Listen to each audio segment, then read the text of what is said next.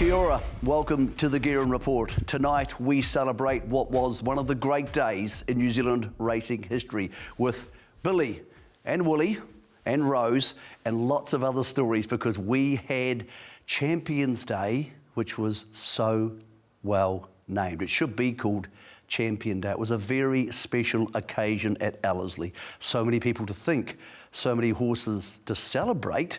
And if you're like me, you got to Sunday morning, or maybe more realistically, Sunday afternoon, and thought, what just happened there? Where are all these horses going? What do we make of it all? And what are the numbers? We have them all for you here tonight. Thanks for taking time out of your Monday to join us. We kicked off the first of the feature races. Early doors, it was Island Life and the Sunline Vase. Spoke to Sir Peter Vella, her breeder and owner. He said, maybe for the Oaks. They'll keep an eye on Like a Lucy, but she kicked it off beautifully with one of the sponsors of the day, NZB Kiwi Day, of course, being the man who owned the winner of the first black type race. Congratulations to the connections of Francie. They won the first. But let's get into the big, bulky stuff. And the first of those was the Hanui Farm King's Plate. And she proved what maybe we all thought all along. Maybe Alabama Lass is our fastest racehorse. You decide. Babylon Berlin, oh no, out wide Sacred Satano, it's Alabama Lass at the 200, she put 4 lengths on them here, Sacred Satano, Crescetti, Midnight Edition and Babylon Berlin, but shot the gate, have a look at it, class filly go, Alabama Lass, sweet home, Alabama Lass. A space job from the Lass, home in 22.9 seconds. That's why they could not catch her. Crescetti, only second. Of course, he was giving her a lot of weight, and he does get the $300,000 bonus for winning the Sprinters Series. So still a big day at the office for him. Alabama Lass heads to Flemington, Australian Cup Day. She'll take on some very good horses in a listed $500,000 race, but just imagine how quick she will be down that straight at Flemington over the 1100. Crescetti, the team, Danny Walker and Daniel Narclay are going to have a chat this Sunday and decide the next option, but almost certainly he's heading to Australia. Options in Melbourne, not so much. Sydney, plenty. Queensland, that'll take a while. And of course, there's a race way over there in Perth. Crescetti, lots of options around Australia. It's a big country. We will know this time next week exactly where he is heading. From the sprinters we know so well to a bunch of horses we are getting to know, and it's really important. We only have 2 Group 1s for the juveniles during the entire season. One of them was the Sistema Stakes. The dream for any breeder or stable owner is to have an unbeaten colt win a Group 1. Here's one doing just that. Return to Conquer out into the clears, looking to warm up. Vega for luck, and behind them Lollapalooza. Out wide to Capital. It's Return to Conquer. The favourite strode to the lead at the 150. Landlock is running on, so too is to Capital. Return to Conquer in front. Landlock's going to get very close. You're real close at the line. But I think he's just got there. Return to Conquer. Yeah, he's a proper horse, no doubts about that. The blinkers went on by Schnitzel, colt, unbeaten, so clearly he has stallion potential now. You're going to hear from Mark Walker later, but here's a spoiler. He is out for the season. The reason I'm telling you that, because this becomes really, really important. Here is the market for the other Group 1 for the season. Now, Return to Conquer is in the market. He's at 3.5. It's been moved this year. The Manawatu Sires Produce Stakes goes to Trentham on Oaks Day, but he's not going. So let's go through them for you, because it's your money. La Dorada spiked a temperature Saturday morning. Spoke to Mark this morning. She is fine. They intend to go. She won't race beforehand. La Dorada, yes, for the Sires. 2 Bravery Born, yes. Interesting horse. You may not have seen this name before. Hostility. You might have heard of him. He cost $1.65 million at the Ready to Runs back in November. He's had 2 trials. He races on Wednesday. So Wednesday debut for Hostility. If he wins that, he's going to go to the Sires and try and turn himself into maybe another stallion potential colt. Spoke to Stephen Marsh to cap it all. He was stoked with her and Taylor the Gypsy. At this stage, They're both heading to Trentham for the size produce. So too is Landlock and Too Sweet. But crucially, Return to Conquer out for the remainder of the season, job done. And La Dorada will become the new favourite by the time the bookies cotton on to that information, either tonight or on Tuesday morning. So some great info there. We thank all our trainers for letting us know where they head next. Next up, it's to the girls. And we were talking about Stephen Marsh. He has had a remarkable summer. In fact, he's had a remarkable last 18 months, as we touched on in the Guerin report about a month ago. That continued with Provence, an upset again, the second Group 1 of her summer, beating out a couple of big names in the breeders. Legato's 2 lengths away but closing, and behind them Campioness is running on, out wide Provence. Legato, she's all out at the 100, she's in front though, coming after her now we've got Jaffe storming home, Provence ranged up, and the favourites in serious strife here. Jaffe, Provence on the outside, they hit it, oh there's nothing in it. Nothing in it between either Provence or Jaffe. Provence will get there. Congratulations to the social racing team and, of course, breeder owner Tony Ryder. The remarkable part, you might have missed this a little bit in the mix. Of course, she is a sister to Damask Rose. So she got 2 huge bumps to her future broodmare career. Spoke to Stephen Marsh this morning. I said, there's the question, do you go on? If Damask Rose is your sister and she's going to embellish the family next season, this mare could even potentially head to stud. That's a decision for Tony Ryder, but she is a wonderful horse and maybe the most surprising horse of our summer. 2 Group 1 winning mare. Jaffe, touch unlucky, she was really good.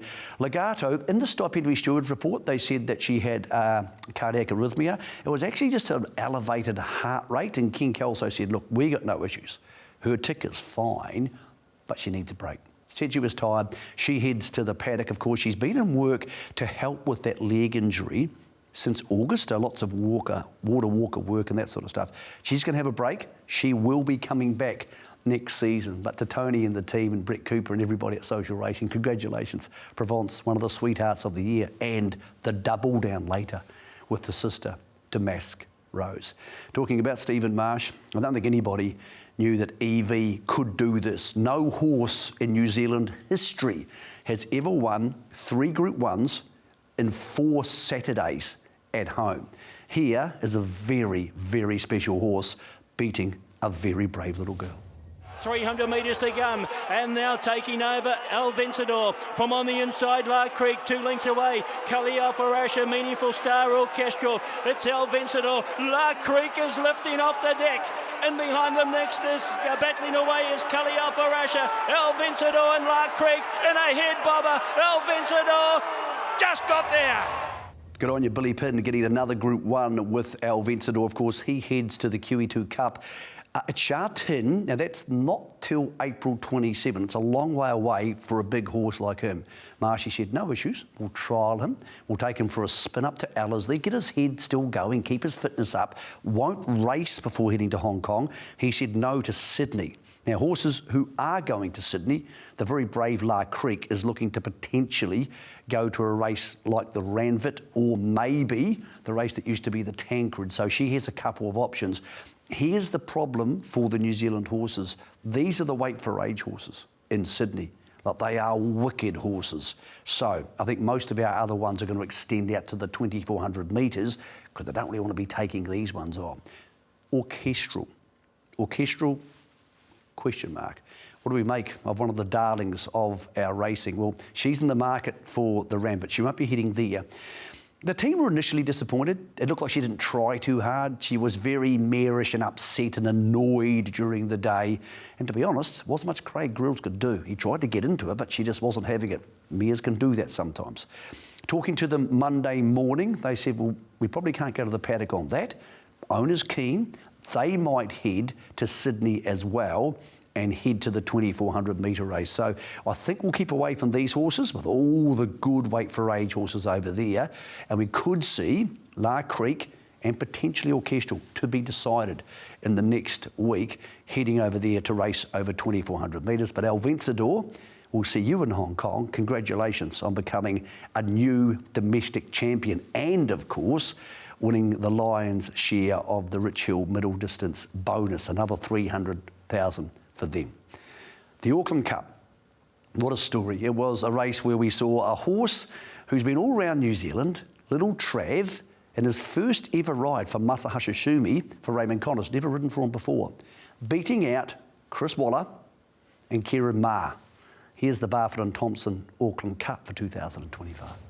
And they're clear by 4. Where are the challengers? Running on, Blue Sky at Night with Son of Sun battling away. I'm a Dirty Rascal. RB's in front in the Cup, led by 2 from Nest Egg. Running on, here's Trav storming home down the outside, and Tajanis is coming right through the centre. Trav, Tajanis, RB in interpretation. Trav has got there for Masahisa Shumi.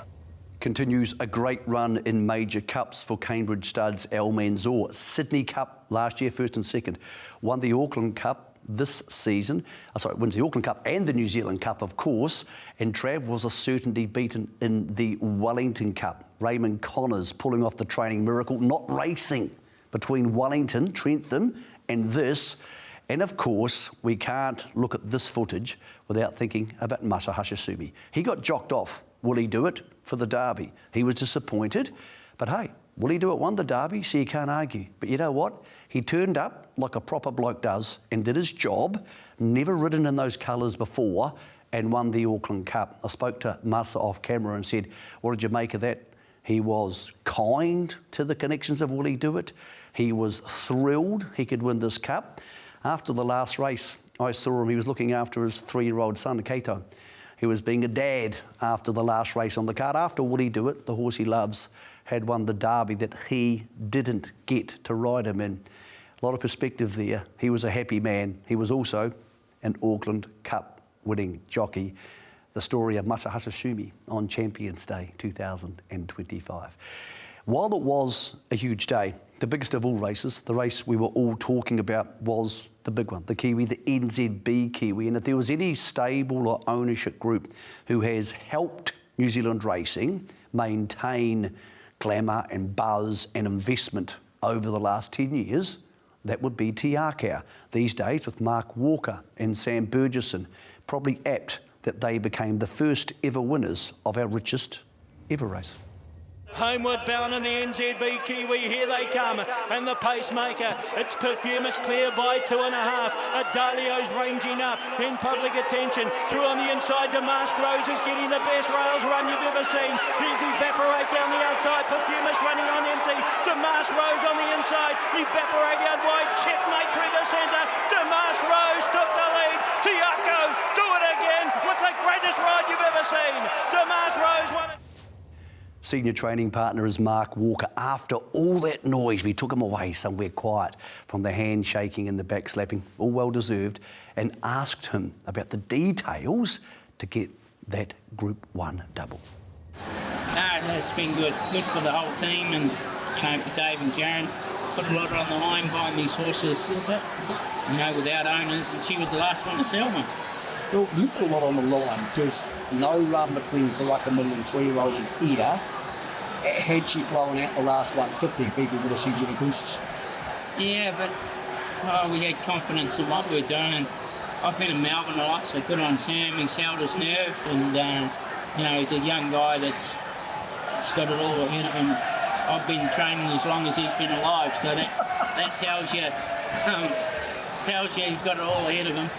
No, it was just, I just felt it come up underneath him. He said at the half line, well, what else can you do? Sometimes you just got to hope it opens up like the Red Sea, and it did. So, my going to church, it's really paid off. Mate. Probably not tomorrow morning. I'm thinking tomorrow morning, Te Akau might be a bit worse for wear because you also pulled off Group 1 colt with Schnitzel, 2-year-old Group 1s, and the blinkers when Ironman did the job. Yeah, exactly. Yeah. It's been a bit of a tightrope with him. He's a first foal, and he's still all ahead of him. My gut feeling on the day will probably go to the paddock, and we'll see him be a better 3-year-old. You spell them this time of the year, Mick, still bomb in the afternoons, get a bit of weight on them, and he could be a really good good Group 1 prospect mid-season. I suppose it was on the slip of the mains, a race for another day. I think 2-year-old trainers, good players, know if they're going to slip the horse, and they know when they'll run half. Yeah, as I say, my gut feeling is I'll talk to Dave and Karen or Sam, but our gut feeling, Sam and I have already sort of had a bit of a chat, and Dave might have been the grand final today. When you woke up this morning and Lada spiked the temperature, you probably found out about 5 o'clock this morning, maybe really another one. You have to think to yourself, well, that's not a great day stuff. No, it was 3:30 a.m. and she never leaves feed, and there was a dipper in the feed bin, and before we'd even checked the temp, we sort of half knew something was up, and no, that's just bad timing, but it's just the way it goes sometimes. She'll have to fight another day, and maybe the minute or two size produce, who knows. Thanks, Pete. A rose in bloom at Ellerslie on a Saturday afternoon. Such an apt victory for those reasons around Tiako and Mark and Sam. Blake Shin, a purely magical ride. We wanted an international Champions Day. Well, you get one. Blake was in Hong Kong last Sunday. He was in Melbourne last week, and he was here in Adelaide today on Auckland Cup Day. So just pure class for him. Out of the race, obviously, you heard from Mark. She will head to the paddock, trotted up sound on Monday morning, but she will go to the Golden Eagle. That's the target. They got the big ticket to go to the Golden Eagle. Thank you, Mr. Volandis. So that's where her target will be, if she can make it, at the back end of October into November. Second, Evaporate, really good. Covered more ground than the winner, obviously. He'll head home to Australia. Checkmate heading to the paddock. So very happy with him, Lance and Scotty. A horse with a myriad of options up to weight for age next season, because you think he'll get 2,000 metres, don't you? Sought After will stick around, could race in the Breeders' Stakes at Te Rapa in the back end of April. Sathito heading to the Vinery, so stick with that. She was unlucky. Sathito crossing the Tasman. Waikato stud, love a bit of black type across there. In the Vinery market, it's a very strong Vinery. Horses like Penman, Ellerslie, end of the month at a 1,500 metre race, and a couple of others looking to go to that Breeders' Stakes. So while Damask Rose is finished for the season as the winner of our 2 richest races, makes you wonder where she fits into the Horse of the Year equation, doesn't it? Anyway, plenty of the others are going to be sticking around. From one 3-year-old sweetheart to a 3-year-old head scratcher. We weren't quite sure what to make of Woolly heading into the Derby. I remember saying to Sean Clockworthy last Thursday, I wouldn't be surprised if you won by 3 if you finished 8th. And he went, yep, that could absolutely happen. Well, it was the first one. Further back, Bourbon Proof, the Doctor of Love is starting to emerge. Will he do it? Called upon. He's clear by 3 in the Derby. Look at Golden Century along the inside, the Doctor of Love. Further back, Tuxedo. It's Will he do it? Golden Century and battling away the Doctor of Love, but will he? Yes, he will. Will he do it? Wins the Trackside New Zealand Derby. McD had to ride a Mugly to prove he was the best horse in the race, and yeah, he absolutely was. Well done to Sean and Emma. They freshened the Star up. They didn't stop believing. They just wanted to make sure they had the right horse for Saturday, and Willie did the rest. Now, he is eventually, as we all know, going to join the Guerin Mare stable, but that's not happening as quick as people may think. He is going to stay with the Clockworthys for the Australian Derby. Now, that's the target. He's trotted up good Monday, so that's where they're going to head unless he tells them he's not ready. They don't want to send him to Guerin just in case he doesn't settle in. And he's not going to race between last Saturday and this race. Randwick, Champions Day, April the 5th. Now, it's not an easy derby. Gold Rush Guru won the Victoria Derby and, of course, ran 3rd in the Australian Guineas behind some very good horses like Savagely. I don't think Broadsiding will be there, but a few of these others will be. Now, Checkmate won't. And either will Oceana Dream. He will probably head to the Champion Stakes, the Trelawney Championship Stakes back at Ellerslie. So I don't think he'll be turning up. In fact, he won't be turning up in Sydney. But will he do it? To Sean and Emma, congratulations. You've now got a chance at a second derby. A lot of owners in this horse for my racehorse. 3,300 of them, I'm told. Some of them you'll know, like Aidan Rodley, who's part of the team here at Trackside, and he got a real thrill out of it. But you think to yourself, what does it mean to people to own half of a horse with 3,000 299 other people. Well, there's a guy who works at Ellerslie called Terry Skinner. Now, I've known Terry for 25 years. He's been in charge of running the birdcage area. He's a champion guy. Every time I see him at the races, he's happy, he's smiling, he shakes your hand. Saturday night, he came up for a hug. He was beside himself. He was overjoyed. A man who works all the time in those small jobs on racetracks that nobody ever says thank you for. And he now is a Derby winning owner. I saw what it meant to him, to his sister Jan. I saw what it meant to a whole bunch of people like A-Rod. So yes, this micro-ownership is a huge thing for racing heading forward. And does it matter? Absolutely. Make no mistake, it matters. Let's talk about big money, because there was big money on the track. There was also big money pumping through the TAB. Here are the figures, and it's really interesting. So just under $8 million, 7.9 million. That's up 70% on the Auckland Cup last year. Now, it's the second highest turnover meeting in New Zealand in the last 10 years. But as good as Karaka Million is, and Karaka Million is a wonderful occasion. Last year, its 9.5 million was embellished by the Boys Get Paid turnover of 2.3. Hey, don't worry, we love the Boys Get Paid turnover. But if you take that number off because there was no Boys Get Paid syndicate this meeting, you get down to 7.2 million, which means this meeting is now the highest turnover without that boost, and the second highest ever. It's a little bit higher than New Zealand Trotting Cup Day, which for a long time, because let's not forget, wasn't it long ago Karaka Millions wasn't a thing, and the Champions Day wasn't a thing until Saturday. So New Zealand Trotting Cup Day, which is still a huge deal, it's had plus 7 million in turnover, so is Riccarton, but those are on 12 and 13 races. A huge achievement for us to be able to achieve that as an industry, for the TAB, for all those people who promoted it, from Ellerslie, of course, and the very specialist team at NZTR who put this on. 1.3 million bet on the Kiwi. The World Pool New Zealand Thoroughbred Stakes was up 38%. That's a lot of money. And the Trackside New Zealand Derby up 7%, edging its way to $1 million. Let's not forget, that doesn't count all the figures from the World Pool. So there would have been money from all over the world which goes into that, which is also brings with it eyeballs and people who might think one day, I wouldn't mind going to Ellerslie. That sounds like a bit of fun. There was a huge numbers there. These new things to create that sort of turnover. The day itself was a fantastic spectacle. I didn't get to see it all because we were busy doing lots of other stuff, but I left the racetrack and no one was complaining, and that's rare. At a racetrack, everybody was thrilled with the track's surface. Remember this time last year? We had Paul Wilcox on weigh-in and he was having to defend the track and he told people it would be okay. Well, it wasn't okay, it was perfect. They were winning up the inside, NZB Kiwi, Alabama Lass. They were winning from last, like Trav. It was a perfect racetrack. Congratulations to Paul and to Jason and to Craig Baker and their team for pulling off a great day alongside all those other people, and to our participants. Some of them got the result they wanted, some of them didn't, but it was a well-named racing experience. March the 8th, Champions Day. One man who is new to the business, you haven't probably seen his face before, but he's very smart, and he's going to be running NZTR heading forward, was there. He was enjoying himself. His name is Matt Balesti, and we thought it was time for you to meet him. Well, Matt, welcome to the job. I think 4 days in, and you picked a hell of a week to take over as Chief Executive of NZTR. Yeah, thanks, Mick. It's great to talk to you. Only day 4, really, but unofficially I've been doing a bit for the last month or so.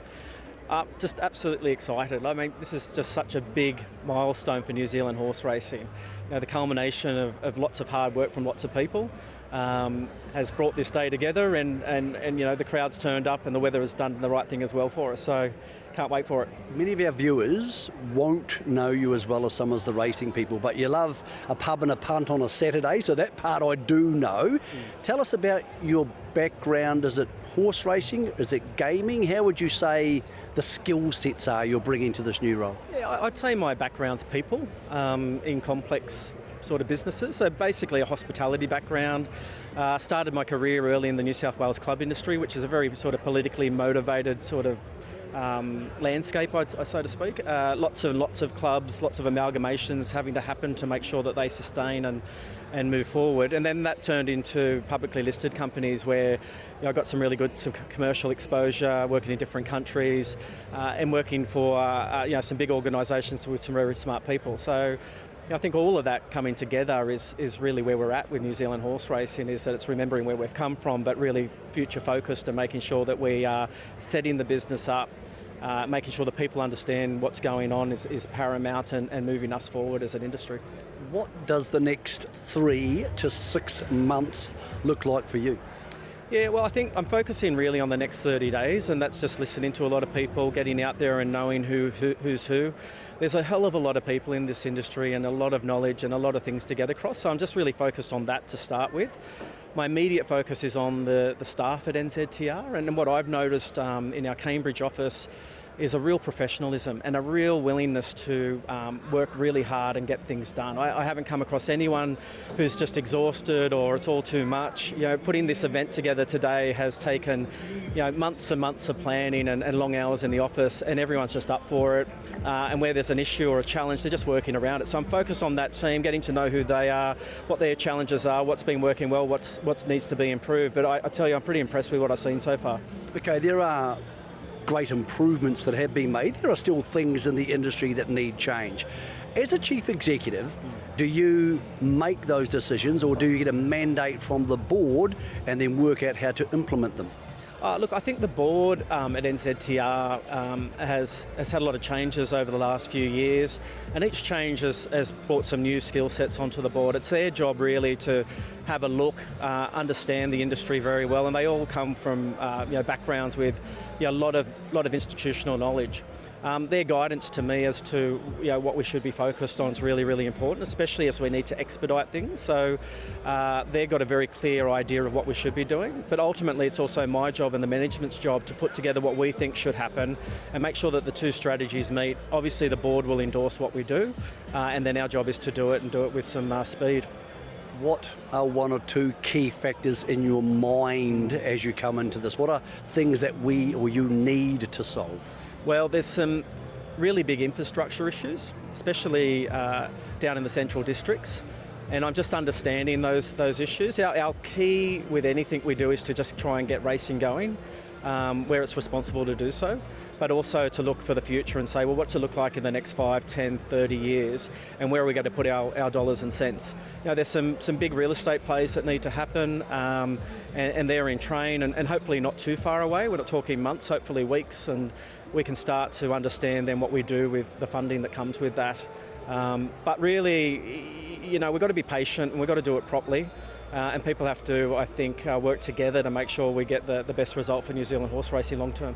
If the legislative net passes through Parliament, which everybody tells me it will, there will be a large cash hit for the codes, including thoroughbred racing. Are you of the belief that with the stakes at the level they are now, we need to use that more for infrastructure than maybe for furthering stakes? Yeah, I think stakes seems to me to be fairly consistent at the moment, and the outlook for that short term to mid term looks okay. That infrastructure is our Achilles heel at the moment. We need to be putting money into the right places that are going to give us the maximum return. And the maximum return comes when we get things back racing responsibly, where jockeys and horses are protected, and we get that wagering activity happening again. But I think, we really do need to try and maintain stakes money, but there will be money that we do get and money that we don't spend on things that aren't giving us that return that we need to put into infrastructure. Well, mate, that's Meeting with Matt. Welcome to the Guerin Report and welcome to NZTR. Mate, we look forward to finding out more in the new season, maybe around September, October, and see what you've learned and see what's happening next, Russell. Appreciate it, mate. I'm looking forward to it. Cheers. Thanks, Matt. Welcome to the thoroughbred industry. We look forward to talking to you more on the Guerin Report next season. I know the adrenaline's gone out of the system, but don't worry, we're going to keep you entertained over the next couple of Mondays. A couple more shows to go for us, including a real privilege. The Right Honourable Winston Peters, Deputy Prime Minister of our country and Minister for Racing, is joining us on the Guerin Report for an exclusive interview in coming weeks. We're back next Monday at 8 p.m, but to everybody involved in Champions Day, from all of us and everybody at home, thank you.